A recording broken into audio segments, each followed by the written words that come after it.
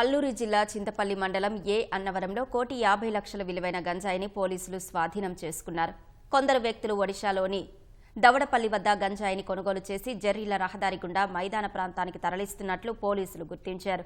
నిందితుల నుంచి 308 కిలోల గంజాయి, 2 ద్విచక్ర వాహనాలు, 2 సెల్ ఫోన్లు స్వాధీనం చేసుకున్నామని వెల్లడించారు. 6 నిందితుల్లో 2 అరెస్టు చేశామన్నారు. పరారీలో ఉన్న మరో 4 కోసం ప్రత్యేక బృందాలతో గాలింపు చర్యలు చేపడుతున్నామని పోలీసులు తెలిపారు.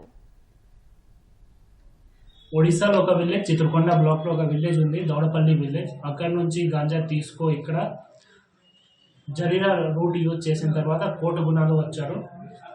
వేరే స్టేట్ నుంచి వాళ్ళు ఇక్కడ ఏఎస్ఆర్కి as a transition route use చేస్తున్నారు. 308 kg ganja, 2 bikes and 2 mobile phones seize చేయడం జరిగింది. గంజాకి ఇది టోటల్ 308 kg గంజాకి ఇప్పుడు current valuation 1.5 crores, 1.5 crore rupees. And అక్కడ 2 accused కి క్యాచ్ చేశారు.